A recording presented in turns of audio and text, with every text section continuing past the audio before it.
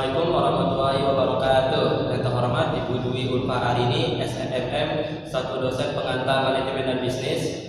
Pertama-tama marilah kita panjatkan puja puji syukur kita kepada Tuhan yang telah memberikan kita rahmat dan kesehatan sehingga kita dapat berkumpul pada kesempatan ini walaupun di video. Perkenalkan, nama saya Ahmad bin Misbasisi, NIM saya 231011200074. Perkenalkan, nama saya Muhammad Yahya Palevi dengan NIM 231011201401. Perkenalkan, nama saya Muhammad Sabil dengan NIM 2311-200-777. Perkenalkan, nama saya Gilanis Chandra dengan NIM 231011201309. Baik, setelah ini kami akan mempresentasikan sebuah tugas yang diberikan oleh Ibu pada kita, yaitu presentasi kami akan menganalisa sebuah perusahaan Tesla.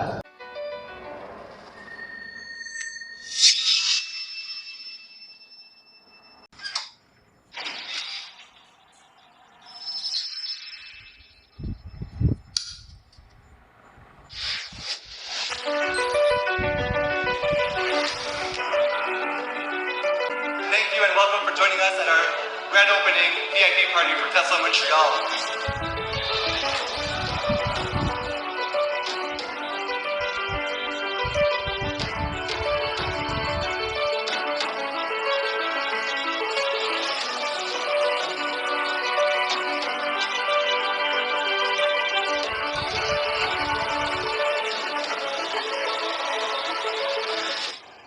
L'innovation ne s'arrête jamais chez Tesla.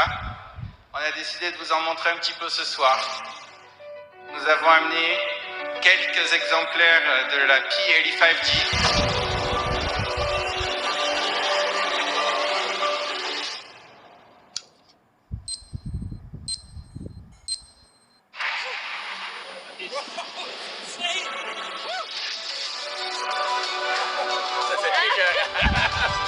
Six Flags, here we go. Crazy. Oh my god!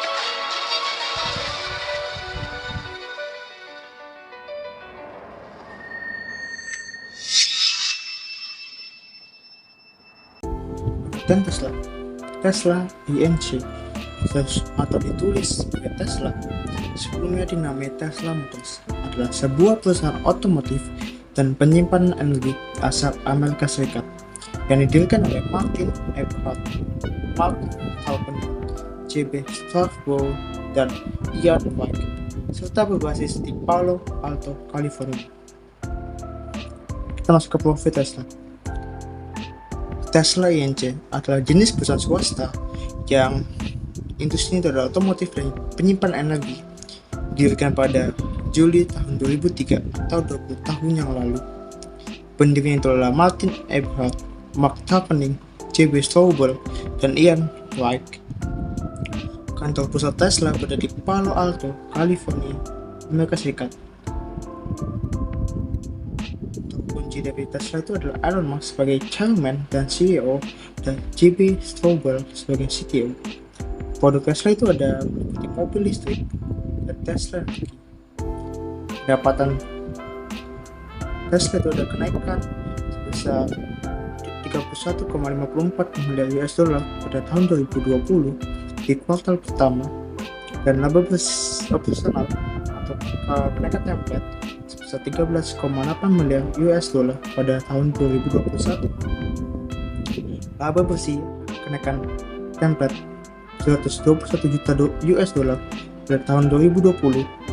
Tesla memiliki total aset sebesar 52,2 miliar US dollar pada tahun 2020, dan total ekuitas kenaikan template Tesla yaitu sebesar 22,2 miliar US dollar pada tahun 2020, dan pegawai Tesla pada tahun 2020 itu sebanyak 70.157. Kita masuk ke bisnis utama Tesla. Bisnis utama Tesla yaitu ada mobil seri pertama buatan Tesla Motors, Tesla Roadster, adalah mobil sport pertama yang menggunakan listrik sebagai sumber tenaganya. Selain memproduksi mobil sport, Tesla juga memproduksi sedan prototype atau rancangan awal. Sedan ini bernama Stars dan kini dipasarkan dengan nama model Tesla Model S. Ada SUV Tesla merupakan produk ketiga dari lini produk Tesla. Ada Tesla model mobil sedan 4 pintu bertenaga baterai yang dipasarkan di segmen mobil eksekutif. Ada model V adalah mobil kompak crossover atau SUV yang dikeluarkan oleh Tesla. Model V sendiri memiliki banyak komponen yang sama dengan model sebelumnya. Market atau pasar massal adalah tempat di mana dua pihak dapat berkumpul untuk memfasilitasi pertukaran barang dan jasa. Model bisnis Tesla saat ini tidak memposisikannya dengan baik untuk bersaing langsung di kendaraan listrik segmen konsumen pasar massal. Ada terlalu banyak kompetitor saat ini dan calon kompetitor di ruangan ini. Beberapa di antaranya sudah memiliki manufaktur besar dan skala ekonomi yang kuat. Hal tersebut membuat upaya Tesla memasarkan pada pasar massal semacam itu akan biaya sangat mahal. Oleh karena itu, Tesla memiliki beberapa target pasar, yaitu pasar sarana. Pasar sarana yang pertama adalah Tesla berfokus pada laki-laki sebanyak 83,9% dan eksekutif bisnis. Mayoritasnya yaitu berusia antara 45 sampai 64 tahun. Dan 77,3% adalah memiliki pendapatan lebih dari $100.000 yang dianggap kaya dan berada di kelas menengah ke atas. Mereka kurang sensitif terhadap harga, melihat kendaraan Tesla sebagai prestise dan bagian dari gaya hidup mereka, dan fokus pada mobil premium mewah yang cepat, hemat, dan ramah lingkungan. Layanan luar biasa, kinerja, dan reputasi mereka juga penting. Yang kedua, pasar sarana adalah Tesla menargetkan konsumen keluarga dengan menjual model S dan X yang dilengkapi dengan 7 kursi yang menawarkan ruang besar untuk keluarga. Tawaran model ini menarik untuk perjalanan keluarga dan liburan. Yang ketiga, pasar sarana adalah Tesla telah menjual 3 model pada tahun 2017 dengan setengah harga daripada model Tesla lainnya, sehingga menargetkan segmen yang lebih sensitif harga di masa depan. Hal ini meningkatkan Tesla untuk hadir di pasar massal dan mampu bersaing dengan produsen kendaraan listrik atau hibrid dengan seharga yang lebih rendah. Peningkatan penjualan mobil listrik Tesla dari tahun 2021 mencapai kenaikan sebesar 3,1% dibandingkan dengan tahun sebelumnya. Hal ini bisa berarti ada sekitar 4,2 juta kendaraan listrik yang terjual di tahun 2021 di seluruh dunia, atau meningkat sekitar 2,01 juta kendaraan dibandingkan tahun sebelumnya, atau sekitar 1,4 juta di tahun 2019. Tesla sendiri diklaim menyumbang sekitar 21% dari total penjualan kendaraan listrik global di tahun 2021. Akan tetapi, Volkswagen Group dan Stellantis mencatat pertumbuhan yang lebih besar pada faktor kendaraan listrik. Berikut adalah strategi marketing Tesla. Strategi marketing Tesla ada 6. Yang pertama yaitu menjadi brand yang otentik. Tidak ada yang terkesan palsu dengan Tesla. Kesalahan dan kegagalannya diakui sampai membagikan rencana rahasianya. Masing-masing unggahan pada blog dan Twitter merupakan hal yang nyata dan asli. Yang kedua yaitu menyederhanakan pengalaman pembelian. Tidak seperti pada penjualan mobil konvensional, pembeli yang ingin mendapatkan Tesla tidak perlu melakukan proses pembelian yang panjang dan melelahkan. Pembelian dapat memesan dan mendapatkan Tesla dengan sangat mudah. Agar menyederhanakan pengalaman pembelian nantinya akan diajak berinteraksi dengan brand sedetail mungkin. Hal ini diwujudkan dengan pembuatan situs web yang cukup efisien dan mudah diakses oleh pembeli nantinya. Yang ketiga itu mengandalkan pemasaran mulut ke mulut. Strategi marketing Tesla berikutnya yang tidak diduga-duga adalah metode pemasaran dari mulut ke mulut. Program referral dari Tesla memberikan para customernya kesempatan untuk saling berbagi pengalaman dengan para pengguna Tesla lainnya. Customer memang banyak yang mempercayai rekomendasi dari orang-orang yang telah dikenal dan dipercaya sebelumnya. Mereka itu seperti keluarga, teman, rekan kerja, dan lain-lainnya. Untuk memulai pemasaran word of mouth ini bisa dengan memastikan jika produk, proses penjualan, dan layanan pelangganannya merupakan hal-hal terbaik yang ditawarkan untuk lingkungan sekitar. Yang keempat itu adalah konsisten dengan visi dan misi. Pada saat Tesla fokus penjualan produk yang berupa mobil listrik, di saat bersamaan mereka juga fokus dalam memimpin transisi penggunaan kendaraan dari yang semula menggunakan energi fosil menjadi energi terbarukan. Hal ini sepertinya sangat digaungkan kepada para pelanggannya berulang-ulang kali agar terwujudnya tujuan yang ingin dicapai. Pasti visi dan misi yang kuat menjadi latar belakangnya. Konsisten mewujudkan kedua hal tersebut merupakan salah satu strategi marketing yang dilakukan oleh Tesla. Bagian yang kelima yaitu menggunakan berbagai channel untuk exposure, mengambil keuntungan dari berbagai macam peluang yang merupakan sebuah cara alami untuk membuat sebuah brand dikenal. Tesla dalam media sosial dan situs web yang dimiliki memberikan kesadaran akan sebuah brand. Perusahaan juga bekerja sama dengan berbagai perguruan tinggi dengan menawarkan sebuah program pelatihan.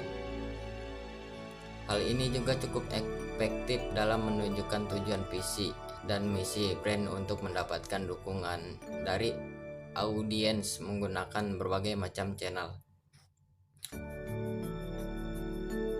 Yang keenam, strategi marketing itu berani bersaing. Strategi marketing Tesla yang terakhir adalah berani bersaing. Seluruh paten dari Tesla sengaja dibuat bisa digunakan oleh banyak orang. Petinggi Tesla juga dikenal sangat mendukung persaingan brand yang dilakukan oleh kompetitor. Pada saat mereka mencoba menunjukkan kemajuan pada sisi kemajuan kendaraan listrik, persaingan yang sehat tentu akan memunculkan inovasi yang lebih banyak. Untuk para pelanggan kedepannya, mengakui pencapaian efek kompetitif mendukung inspiratif positif, dan berpihak pada pesaing adalah praktik terbagus dalam perdagangan. Nah, pada perusahaan Tesla terdapat jalur distribusi produk. Nah, sebelum kita membahas tersebut, kita akan memahami dulu apa sih itu distribusi. Nah, distribusi merupakan fungsi penerimaan barang sampai ke tangan pelanggan.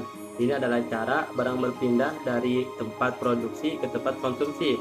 Keputusan tempat adalah keputusan yang berhubungan dengan saluran distribusi yang menyediakan sarana untuk menyampaikan produk ke pelanggan sasaran. Saluran distribusi adalah sarana yang digunakan oleh produsen dan penjual untuk membawa produk mereka ke pasar dan sampai ke tangan pengguna. Alat pengelolaan ini digunakan untuk memindahkan harta benda dari tempat produksi ke tempat konsumsi. Nah, Tesla telah memilih model distribusi langsung ke konsumen yang melewati jaringan dealer waralaba tradisional. Produsen mobil tersebut mengoperasikan ruang pamernya sendiri dan berinteraksi dengan konsumen secara langsung melalui internet. Akan menjelaskan tentang mitra yang bekerja sama dengan Tesla. Tesla memiliki beberapa mitra dan pemasokan yang berperan penting dalam rantai pasokan mereka. Pada saat ini meliputi yang pertama ada Panasonic. Panasonic itu merupakan mitra utama Tesla dalam penyediaan sel dalam penyediaan sel baterai untuk mobil listrik. Tesla termasuk baterai model S, model 3, model X, dan model Y. Yang kedua ada GChem atau LG Chem, juga merupakan salah satu pemasok utama sel baterai bagi Tesla. Yang ketiga ada Nvidia, yaitu Tesla menggunakan chip grafis dari Nvidia untuk sistem infotainment dan kemampuan otonom mobil mereka. Yang keempat ada mobil Y, yaitu bagian dari Intel. Tesla sebelumnya bekerjasama dengan mobil Y dalam pengembangan teknologi otonom awal. Meskipun ini mungkin telah berubah sejak saat itu. Yang kelima ada SpaceX, yaitu perusahaan Tesla lain yang didirikan oleh Elon Musk, meskipun bukan mitra langsung dalam pemasakan mobil SpaceX merupakan perusahaan yang dipimpin oleh Elon Musk yang juga merupakan CEO Tesla. Keberhasilan Tesla tentunya membuat kita penasaran apa aja bisnis strategi dan strategi pemasaran yang digunakan oleh Tesla. Nah, berikut ini 5 strategi pemasaran Tesla. 1. Research and Development atau R&D. Strategi basis Tesla dimulai dari penelitian dan pengembangan. Tesla mengeluarkan sangat besar untuk meningkatkan investasi dan mengembangkan produk baru yang memenuhi market demand sebagai solusi energi terbaru. Nah, marketing strategi yang digunakan Tesla yaitu selalu ingin mempertahankan keunggulan kompetitif mereka yang membuat produk yang sulit untuk ditiru. Dilihat dari segi research and development, jumlah investasi Tesla sangat tinggi dibandingkan perusahaan lain, dan Tesla telah menduduki posisi pertama dalam pasarnya. Kedua, production. Tesla memproduksi semua kendaraannya di Fremont, yaitu California, yang dapat menampung 5.000 model kendaraan per minggu. Selain itu, Tesla memproduksi komponen utama masing-masing mobil termasuk motor listrik, baterai, dan pengisi daya. Tesla membeli suku cadang manufaktur yang diperlukan di seluruh AS, Eropa, China, dan Australia. Nah, strategi pemasaran Tesla dalam segi produksi mempunyai kekuatan dari sistem otomatisasi yang membedakan mereka dari perusahaan lain. Ketiga, human resource, sumber daya. Nah, sumber daya manusia digunakan sangat penting untuk memenuhi bisnis strategi perusahaan. Tesla merekrut orang-orang yang memiliki visi yang sama dengan perusahaan, memiliki lingkungan kerja yang cepat, jam kerja yang panjang, proses rekrutmen dan pelatihan yang diterapkan Tesla sangatlah intens. Tesla menanamkan budaya organisasi yang mendorong karyawannya untuk terus kreatif dan inovatif untuk meningkatkan kemampuan teknologi perusahaan, yang dimana karyawan dihargai dan diberi kompensasi. Manajemen SDM Tesla juga menyediakan program pelatihan untuk mengarahkan karyawan tentang budaya organisasi perusahaan dan bagaimana hal itu menjadi faktor penting dalam strategi pemasaran Tesla. 4. Total quality. Nah, manajemen produk yang dihasilkan Tesla dikenal karena kinerjanya yang sangat bagus, energi berkelanjutan, dan desain yang unik. Tesla pernah mengalami quality control yang buruk karena adanya penarikan produk yang sering dilakukan di setiap negara. Dengan permasalahan itu, Tesla meningkatkan produktivitas dan kualitas dengan menginvestasikan banyak uang untuk pabrik dan otomatisasi. Kelima, marketing mix 4P. Tesla menggunakan strategi marketing mix 4P dalam pemasaran produk mereka untuk mencapai tujuan perusahaan. Tesla memanfaatkan kehadiran media dan situs webnya untuk menawarkan pengalaman pembelian online mereka, memungkinkan penyesuaian dan pengiriman mobil mereka. Promosi Tesla terutama bergantung pada pemasaran viral, tetapi juga menggunakan penjualan pribadi, hubungan masyarakat, promosi penjualan, dan pemasaran langsung. Strategi pemasaran Tesla terbuka tentang kegagalan perusahaan yang membuat perusahaan menarik minat pelanggan.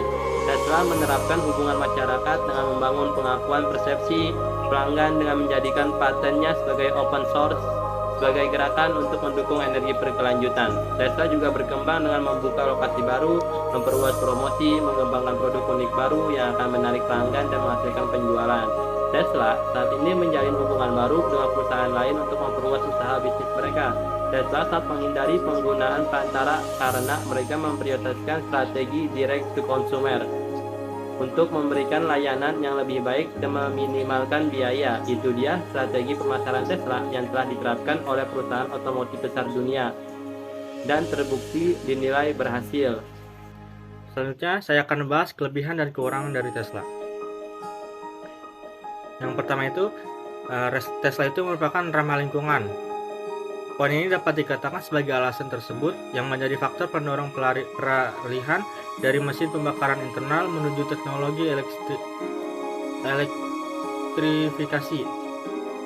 Bukan hanya di Indonesia tapi juga berlaku secara global. Mobil listrik sama sekali gas buang dari beda hal si pembak. Yang kedua memiliki torsi insan. Jangan anggap mobil Tesla ini performa laju mobil listrik. Jangan anggap remeh performa laju mobil listrik Tesla ini, karena salah satu karakter yang ditawarkan ialah mesin dengan torsi puncak langsung tersedia ketika pedal elektro diinjak. Dengan begitu mobil listrik terasa sangat lincah dan gesit saat digunakan, terutama dalam situasi stop and go. Hal ini jelas sangat berbeda dengan karakter mobil mesin pembakaran internal, sebab torsi puncak baru tersedia pada putaran mesin tertentu. Yang kedua ada kabin senyap mobil listrik. Merupakan pilihan tepat bagi mereka yang mencari kenyamanan berkendara, karena tidak ada proses pembakaran di dalam mesinnya. Kabin mobil listrik juga dapat lebih senyap. Bahkan mobil listrik bisa dibilang tidak memiliki suara mesin. Saat sedang melaju di jalan, maka akan terdengar di dalam kabin hanyalah suara roda bersentuhan dengan aspal. Yang keempat, bebas ganjil genap. Pemilik mobil listrik di DKI Jakarta bisa menggunakan kendaraan setiap hari tanpa perlu khawatir ditilang karena melanggar peraturan ganjil genap. Hal ini didasari oleh kebijakan Pergub DKI Jakarta nomor 88 tahun 2019 tentang perubahan atas peraturan Gubernur nomor 195 tahun 2018 tentang pembatasan lalu lintas dengan sistem ganjil genap. Yang kelima yaitu pajak yang murah. Pemerintah memberikan beberapa simulasi untuk memperluas penggunaan mobil listrik di DKI Jakarta. Hal tersebut dilakukan dengan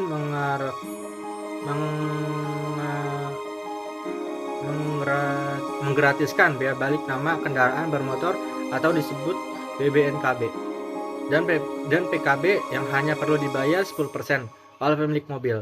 Hal ini tentunya merupakan suatu yang sangat menarik bagi calon pemilik. Dalam sebuah laporan media otomotif nasional dicontohkan pajak mobil listrik Hyundai Ioniq Electric dengan skema seperti ini, jumlahnya tak sampai 1 juta per tahun. Terus yang keenam itu perawatannya lebih minim.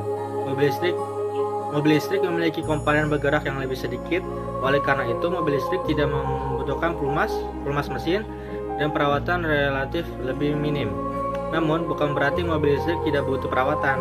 Komponen-komponen fast moving seperti halnya kapas rem perlu diganti secara rutin demi keselamatan. Itu kekurangan Tesla. Yang pertama, harga masih mahal. Sudah bukan rahasia lagi bahwa harga mobil listrik di Indonesia masih relatif mahal bagi kebanyakan orang. Mobil listrik paling murah di Indonesia saat ini adalah DFSK Glory A yang dijual mulai harga 469 jutaan. Produk pun tergolong segmented karena memiliki wujud sebagai kendaraan komersial. Sementara itu produk seperti Hyundai Kona atau Ioniq dibanderol dengan angka 600 jutaan.